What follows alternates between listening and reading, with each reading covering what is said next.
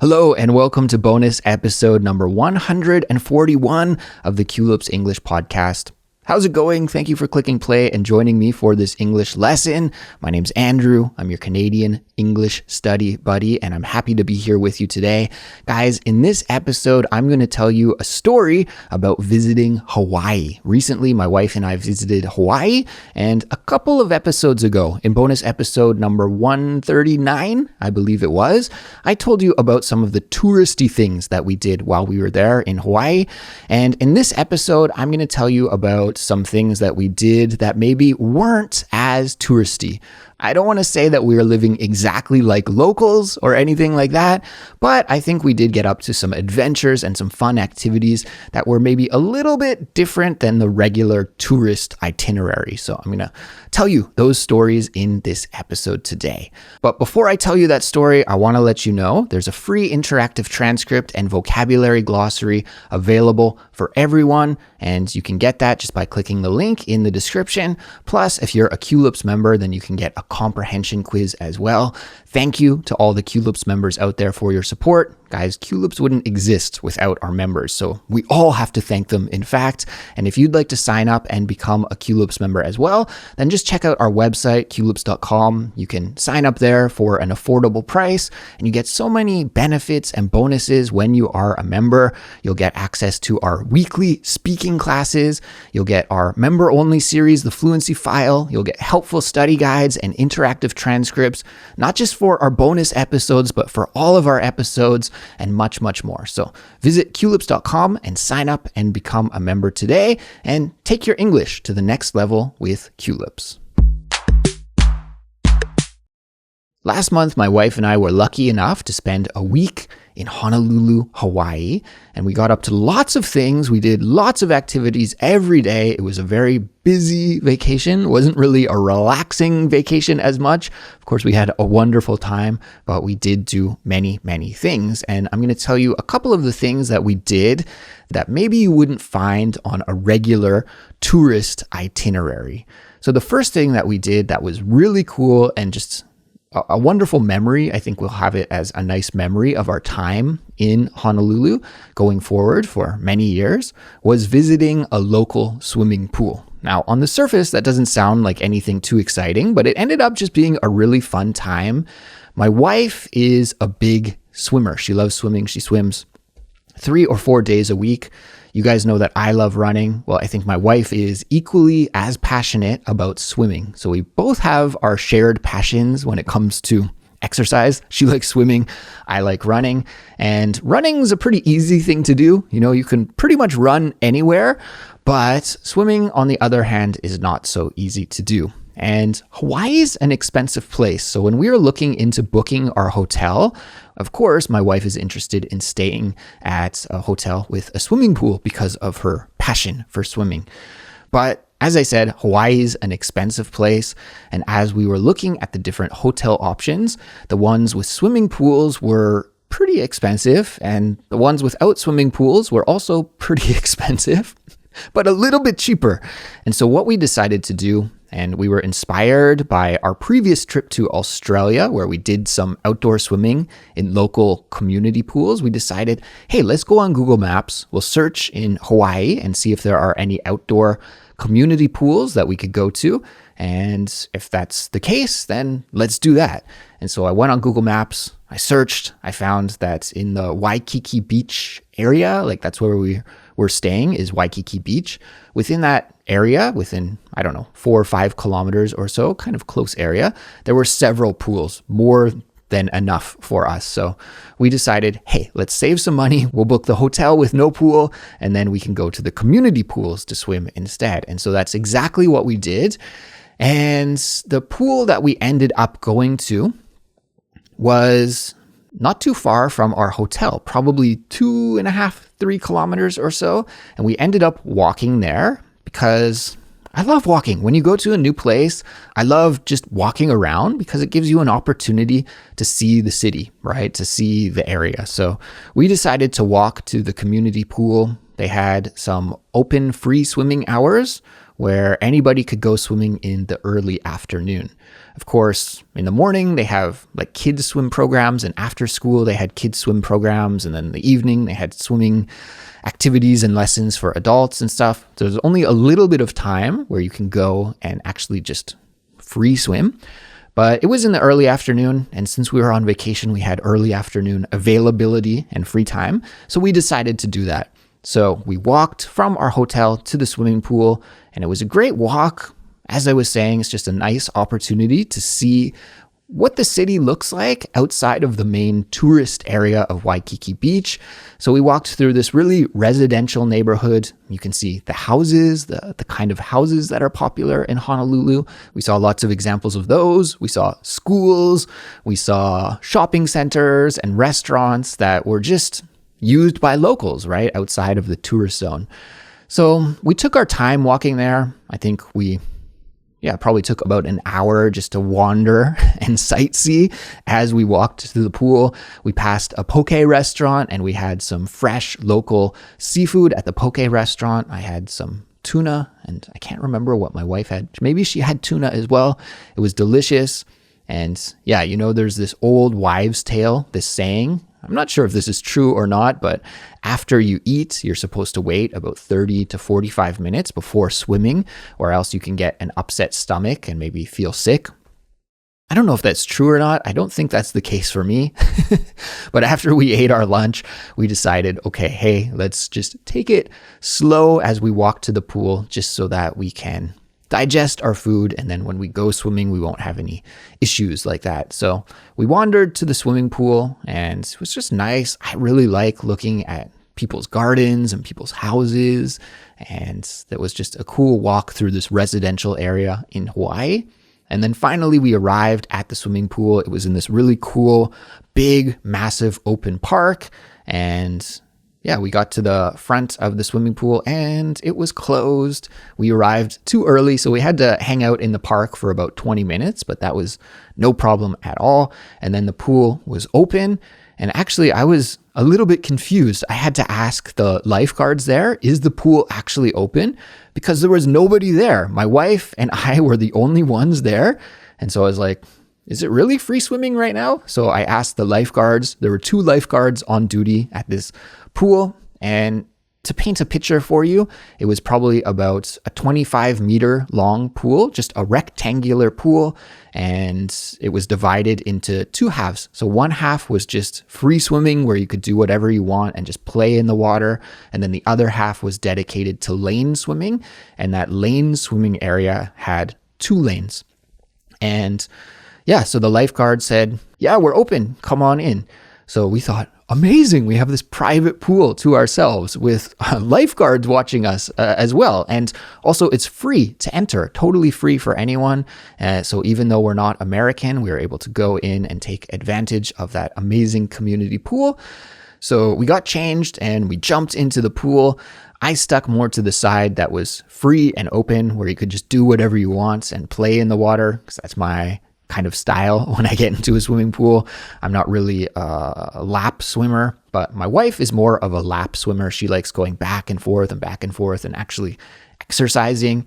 And so she got into one of the open lanes. And then just around that time, also a grandpa from the community, an older gentleman, probably in his 70s or so, arrived, and he took the other swimming lane. So my wife and him were going back and forth in their lanes, and I was just sort of chilling there. And it was cool. It was a really unique experience, and I think we'll remember it for a long time. Just a nice way to spend some time a little bit outside of the tourist zone, to talk with some of the local people, the older gentlemen swimming there and the lifeguards, and to see what kind of infrastructure is available to the locals who live in Honolulu. I mean, I find that fascinating. I love seeing that. And it always makes me wish, I wish in my hometown we had a swimming pool like this. Anyways, swimming at the pool was great. We had a wonderful time, probably spent about an hour there. And then afterwards, we wandered back to the Waikiki Beach tourist zone, back to the tourist zone and our hotel. But we were glad that we got to get off the beaten track a little bit and to live life a little bit like a local swimmer in Hawaii might do. The second thing we did during our time in Hawaii that was a little bit off the beaten path, maybe is not on the itinerary of most tourists who visit Honolulu, was go to an area called the North Shore. And Honolulu's on an island, right? The island of Oahu. And so it's kind of near the southwest part of the island, whereas the North Shore is more to the north of the island. And to get from Waikiki Beach area in Honolulu, where we were staying, to the North Shore took us a couple of hours. And the reason that it took us a couple of hours was because we took the bus, the local bus. Now, going to the North Shore, I think, is actually a popular tourist activity. But so many people who visit rent a car and drive up there that taking the bus was our way of maybe doing it like a local would. Although I guess a local would probably have a car as well, most of them. But anyways, I don't know. Personally, it's a way for us to save a little bit of money because renting a car is expensive. And also my wife and I are not super confident drivers, and yeah, we just decided to take the bus for those reasons. But personally, I love taking the bus. Even a local bus ride for 2 hours is maybe not the most pleasant thing, but you look out the window and you get to see the surroundings and see some areas of the island that you probably wouldn't get to check out otherwise. So we took the bus up to the North Shore, and the North Shore is a pretty touristy area. There's a little village there with lots of touristy shops. We went to one shop that sold peanut butter exclusively, and I'm a huge peanut butter fan, so I was so stoked about that. I went in and I got some coconut flavored peanut butter. That was delicious. I've already finished the whole bottle, of course. But yeah, a lot of different touristy shops and gift shops and souvenir shops, that kind of thing, which we wandered through but didn't spend too much time checking out. The reason that we went to the North Shore, first of all, was because my wife wanted to go snorkeling at this beach, which is supposed to be famous for snorkeling and just beautiful, amazing place to snorkel. So we did bring our snorkeling equipment with us. We had our bags with our flippers and masks and snorkels. And when we arrived at the beach finally, then we realized quite quickly that there was no way we were going to be able to snorkel at that area because the waves were super intense and the beach, in fact, was closed. You know that kind of yellow tape that police put up around a crime scene? The beach was taped off with that yellow do not enter tape. And yeah, we couldn't even get in. I mean, you wouldn't want to go in that water anyways. You would probably drown in a second because the waves were so strong. But yeah, they had sectioned it off just so dumb tourists like us don't get in there and hurt themselves. So that was a bust. And a bust here means unsuccessful. Going snorkeling was a bust. It was totally unsuccessful. But that's okay because my wife had another couple of places that she wanted to check out. The next place was another beach not too far away. And we just walked down the shore to that other beach. And we wanted to go to that beach to see giant sea turtles. So there are these amazing giant sea turtles that live in Hawaii. And I guess every day they come onto the shore to sleep on the beach. And if you're lucky enough, you can see them while they're sleeping on the beach. And we were lucky enough to actually see them while we were on the beach. It was amazing. There were these massive giant sea turtles. We even saw some of them come out of the ocean and then dig themselves into this little pit that they make so that they can sleep there on the beach. And we saw some other ones wake up and go out of their pit and slowly crawl back down to the ocean and go into the sea, which was so cool to see. These just majestic, amazing giant turtles that are probably, I don't know, like 200 kilograms. I'd have to Wikipedia search and see how big they are, in fact, but these huge, huge, huge turtles, the biggest turtles I've ever seen in my life. And I kind of feel like we were really lucky to get that experience because as we were riding the bus, there were some people talking on the bus. One guy was a local and some other people were tourists from California, and they said they were going to see the turtles. And the local was like, oh, you won't see them. They're not out this time of year. They're not out this time of day. And so he was saying, like, don't even go there. There's no chance that you're going to see them. And so I'm listening to this conversation, And I think my wife probably wasn't able to understand the conversation that they were having. Of course, my wife is not a native English speaker, so sometimes those things can be hard to hear, right? When you're on like a loud bus and people talking away from you. But me as a native speaker, I can tune my ear in and I can eavesdrop and listen in. So I heard them talking and the local guy saying, no, you won't see any of the turtles. But I didn't want to burst my wife's bubble. I didn't want to be like, no, we won't see them. Let's not go there. That guy said no. And I'm glad that I just kept my mouth shut and didn't say anything at all, because that local guy was totally wrong. Once we got to the beach, there were 5 or 6 giant sea turtles there. And I did take some pictures and some videos. So I'll put that onto our social media on Discord and Instagram. And if you're watching on YouTube, I'll put some of the videos in the YouTube version so you can see these amazing, amazing creatures. So that was really cool. That was definitely a highlight of that day. And I think in the North Shore, what else did we do? We just wandered around, ate an acai bowl, which is one of the foods that we ate a lot in Hawaii. And on the way back, we had to take the bus again for a couple of hours on the way back. And yeah, again, it was kind of cool. Like there were a lot of locals on the bus. There were a bunch of high school students on the bus, and just to eavesdrop on them and hear like what they're talking about and a little glimpse into their life was funny. All these high school students were carrying band instruments like trumpets and tubas and saxophones, I guess, and they were going to a band rehearsal at their high school. So it was kind of funny to eavesdrop and listen in and just see what they're talking about. Something that I can't really do very often here in Korea to the same extent as I can in a place like that. So I enjoyed the bus ride, the public bus ride. And on our way back, we stopped at this other area that was kind of in between downtown Honolulu and the Waikiki Beach tourist zone.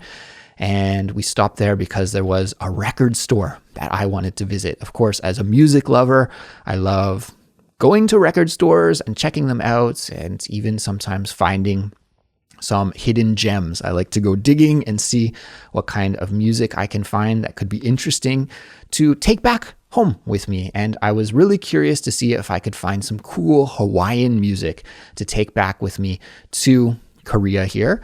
And of course, Hawaii's got a really interesting musical tradition. They've got their own unique style of music. And of course, the ukulele is famous from Hawaii, and Polynesian style music, right? The local native music. I don't want to say that I'm an expert about Hawaiian music at all, but I thought it would be cool to pick up some old records of Hawaiian music and take it back here with me to Korea. And that's exactly what I did. At this record store, they had this big section of 45s, and 45 is like an old record. Sometimes we also call them a 7-inch, and 45 stands for the RPM of the little record. It spins on the record player. It rotates at 45 spins per minute. So that's why it's called RPM, rotation per minute, I believe. And so all of these old 45s were only $3 each. So I didn't know, like which one is good, which one is bad. So I just randomly picked one, and I got this cool looking Hulu Music 45 from 49th State Hawaii Record Company from Honolulu, Hawaii. This was made in, who knows? There's no date on it. I'm just looking at it now. If you're listening to the audio only version of this, I've got it in my hands. But if you're watching the YouTube, you can see actually what it looks like, this cool 45. So this must be from the 50s or 60s, I would imagine.